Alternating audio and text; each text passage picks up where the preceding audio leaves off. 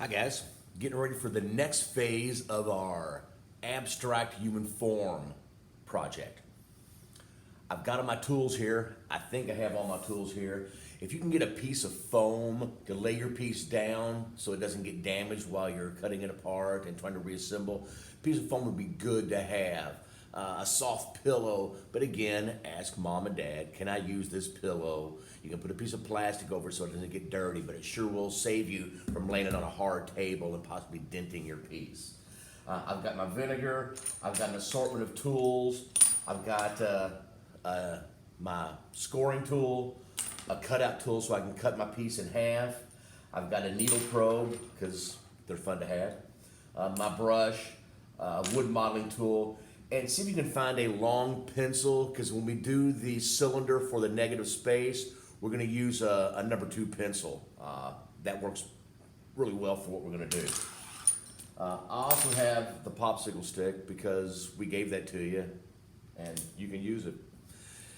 Last time you saw, I had just started smoothing out my sculpture, and I didn't want you to have to sit and watch me smooth it out, so I finished smoothing it out,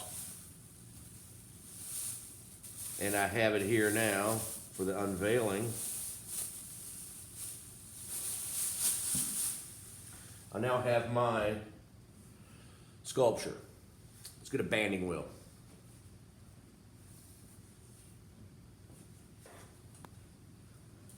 I want these sculptures to be interesting in a 360 degree view. So as this piece spins, you can see that no matter what angle you look at, there's something going on. There's some movement happening. Where the whole piece is kind of leaning in one direction, though it is very stable. I've got swirls, I've got negative space. I've got areas where I came in and pressed my fingers in to create dents and to create motion and movement. That's what I'm looking for on these abstract human forms. Something similar to that as far as the movement goes. Now remember, you can keep it smooth like I've done mine, or you can come back and texture it with purpose. And I told you about another artist to look at for unbelievable texture with purpose, and that was Brian Somerville. I think I gave you all that when we went over the rubric in class. I gave you his name to write down so you could look up his work also. Feel free to follow him on Instagram. The guy is phenomenal and a very, very nice young man also. So let's try this. As I told you before, this is the first time I've done this project, so I'm a little curious, a little nervous to see how this is going to go. I know I'm going to replace all the clay in the negative space area here. So I'm just going to head and I'm going to cut that out and get it out of my way. Because like I said, I know I'm going to replace it and I don't want it getting in the way as I'm trying to remove this piece from the paper.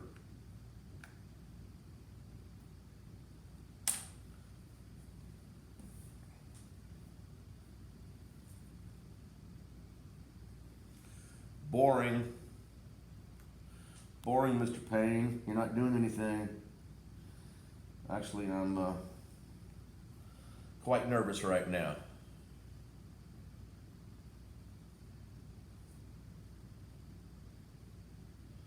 I'm cutting to get to the paper, and I'm finding areas where it's thick, where it's thin, where I've overlapped slabs. We're going to find out how this works.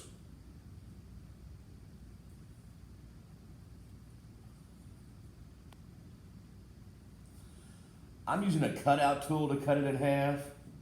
I think what would really work great at home would be a paring knife, and I thought about bringing one in and I didn't, but that would be a nice way to cut this in half also. So I can line up my 2 cuts here.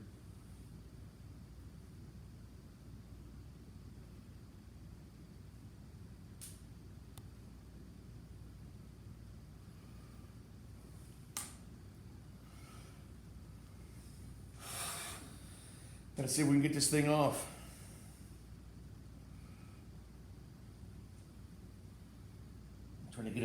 release from the tape, because remember that tape was a little sticky.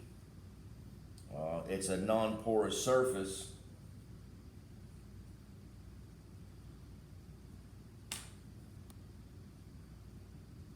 And I'm sure all you people who've done this project before are watching me and laughing, going, that's not how you do it. Well, tell me how to do it if this isn't it, because this is my first rodeo.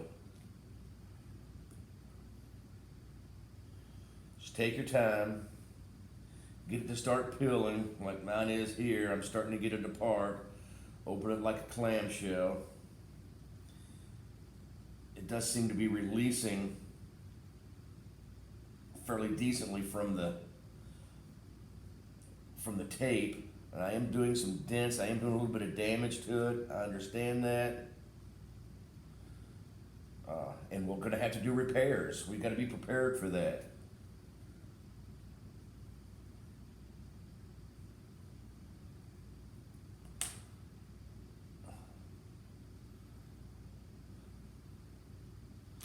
And try not to get angry and just start ripping it. There, I didn't cut deep enough there. That was the problem. It's going to be one of the many problems I'm sure I encounter trying to get this thing apart. You know, in my head, I was going to cut it and it was going to fall right apart beautifully for me. I was hoping not to have the fight and struggle that I feel like I'm having right now.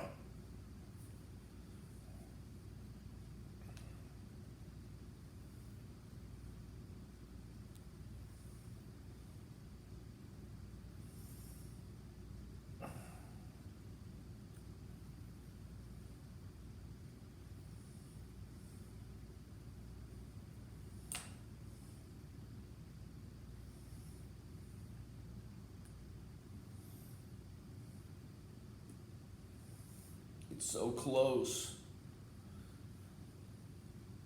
Half of it's stuck on one side and half of the paper is stuck on the other side.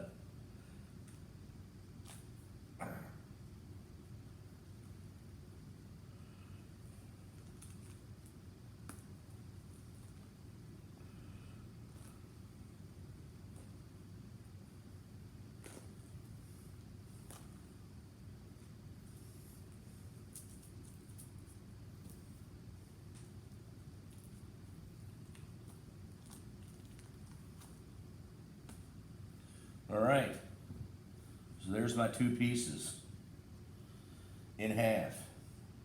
And right now I can look and see I've got some thin spots. See how thin this is right here? So I'm probably gonna take some of this clay and thicken that area up. I definitely don't want to have that thin of an area, especially at my base where it's gonna be supporting a lot of weight. So we'll take this opportunity while we have it apart to kind of build that up a little bit. It's also going to give me a little more room to slip and score this piece back together.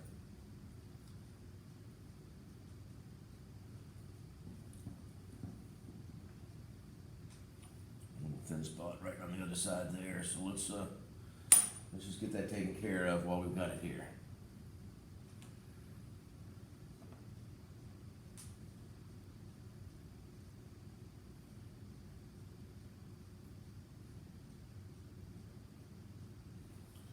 And I told you, I remember when I was making this, I told you not to worry about how the inside looked because we're not going to see it. So I'm not too concerned about all the bumps and stuff on the interior. What I am a little concerned about is pulling it apart and denting some areas that I'm going to have to come back and do repair work on after the fact. So here we go. Let's slip and score this bad boy back together and have a hollow form now. Now, things we've talked about in the past, hollow forms, and there's going to be some controversy here among potters that if you have an air pocket in a piece, it'll blow up. And I'm going to say, if it's porcelain, yeah, you're pretty good chance of it blowing up. But we're using stoneware here, and it's a fairly porous clay, so Will it guarantee to blow up if there's an air pocket? It's not a guarantee, but there's a likelihood, especially because I've smoothed the surface and I've smoothed everything out and I've almost burnished the edges where I've kind of made it a little more airtight, a little more less porous by doing that. So in that case, I'd say, yeah, you have a higher chance of that. I'm always going to play it safe, and I'm going to put an air hose in it, probably in both feet when I get done with the smoothing out of the project. That way, I can guarantee that it's not going to have any issues when it's in the kiln. Now, obviously, we'll bisque this in the electric kiln, and we talked about alternative firing techniques to finish this off, and that's going to be your call. If you want to come in the studio and just glaze this thing, you're absolutely welcome to do that. If you want to do a little research on alternative firing techniques, like we had a small discussion when we were going over the rubric in class, that would be cool also. I've talked about it enough in class. You know how I'm probably going to fire this thing. I'm a wood fire guy, so I'm probably going to set this bad boy in a wood kiln and fire it that way. I just love the results from the wood kiln, and I think I could do some wadding on here, and the way I wad it could also add a little interest to the piece. I could even stack pieces on top of it if I wanted to in the kiln to get more wad mark designs on it. If you're a wood fire guy and you're watching this, you know what I'm talking about. If you're one of my guys in high school that are only firing an electric kiln so far, this may not make a lot of sense, but I've got a lot of examples of wood fire pots in the studio, so we can have a conversation about that. Because remember, once you're an alumni, you can follow me to a wood firing and you can wood fire with me. We generally do a alumni wood firing in the summer after you graduate. Obviously this year it was postponed or canceled due to the pandemic we're in, and we couldn't socially gather at a wood firing. So maybe 2021 we'll get the opportunity to have the St. X alumni wood firing again. It's always fun to see you guys outside of the school working on your art, and I always encourage art. All right, so let's try it.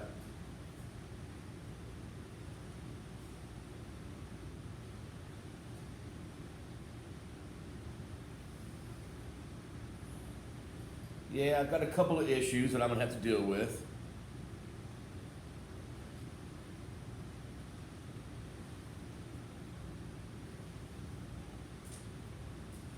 But it seems to be going together fairly well. Let's move this now. Bring our banding wheel in and start in the blending process.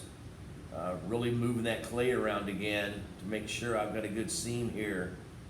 I definitely don't want this thing popping on me after I've spent all this time putting it together. So I'll make sure that seam's really strong. And as you can see, I'm gonna have to do a lot of rework on this where I pull it apart and put it back together. It's, you know, in theory, it could have been a little more firm. I could have got a little more leather hard. But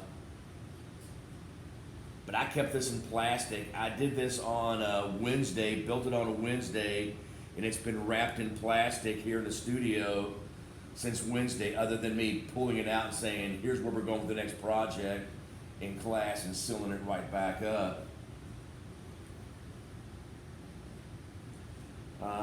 So I could have taken it out of plastic for a couple of hours and let it firm up a little bit more, but I'm not having that big of an issue.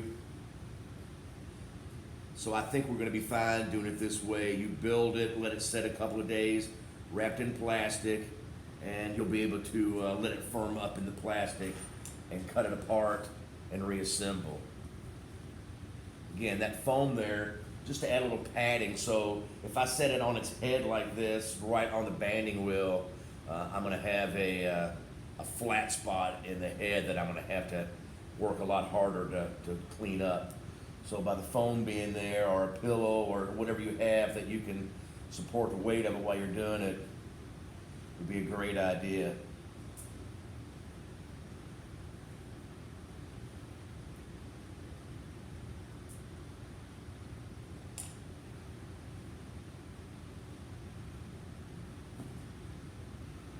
So, back together, the paper has been removed. There's my paper mold that I made that I took out. So now I've got a hollow form. And like last time, I'm not gonna make you sit here and watch me do all the cleanup and stuff on it. What I am gonna make you watch is me making this cylinder here. Now, some of you have seen this technique that I'm going to do a couple of times. If you were in class when we did the face mug in Ceramics 1, this is the technique we used to make the cylinder for the mug. I've also done this on making hollow legs for guys. So a couple times you've seen this. So I'm taking a coil, and I'm going to take my pencil. I'm going to insert the pencil in the center here, and I'm going to roll the coil and hold the pencil still, and I'm going to try to drill a hole halfway through this coil. Then I'm going to flip it around and come to the other side until the two holes line up, and I'm going to have this going all the way through in the center. So about halfway through, stop, come to the other side, about halfway through, and you're going to connect the two spots. So now I've got the pencil through the cylinder from center to center. If I try to go from one side and all the way through, I may not come out the center of the other side. That's the way the old natives and the Africans used to drill beads. They didn't try to drill a bead all the way through. They drilled halfway, then come the other way and go halfway. That way the centers would line up. So great little technique for getting this hollow. Now I'm going to press on the pencil and roll this, and it's going to stretch that hole and make that hole bigger. And I'm going to stretch this out so that will fit in for my negative space.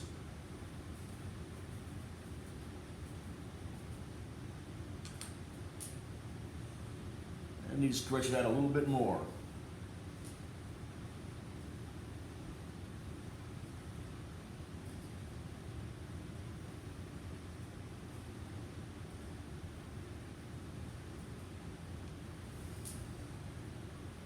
The paint on the pencil wants to stick to the clay a little bit. So if you had a wooden rod, that's what we generally use, or dowel rods, that might work a little bit easier for you. Okay, so now I've got a piece of clay that's going to fit in there, but it's way too long, so we're going to cut it to size now. I think about that is all we need.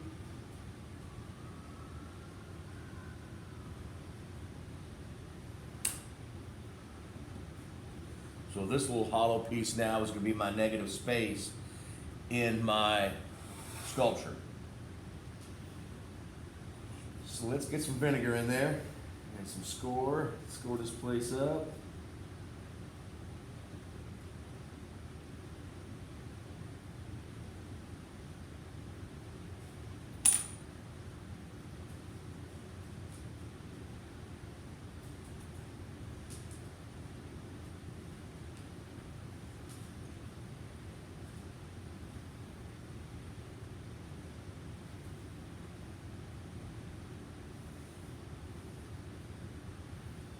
Scoring both pieces. I know, boring watching me score clay, but the necessary evils. Got to make sure I've got scored areas and I've got vinegar on it so I get a good connection. So let's slide that in.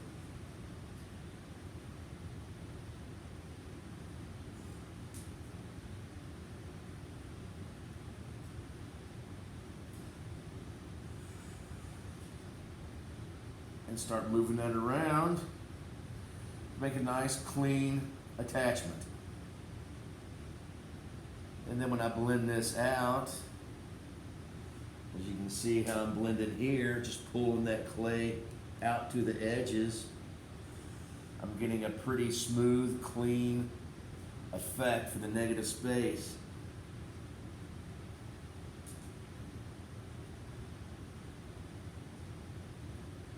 All right. So now I've got the negative space taken care of. What I need to do to finish this piece now, I need to smooth the rest of the surface out. I need to take care of my surface areas. I'm going with smooth. Mr. Payne, what's your favorite texture? Smooth. That's my favorite texture. I like smooth. So I'm gonna smooth this bad boy out. You have the options after you get it cleaned up to come back in and add texture to it. Again, looking at Somerville's work will be inspirational. Smooth it out. I'm gonna come back in and put holes in the legs here so that I have air pockets, and I'm gonna put my name on it, and then I'm gonna be done, all right? Thank you guys. Enjoy this project. I think it's really fun. It can be a little challenging in a couple of areas, but I think you got it.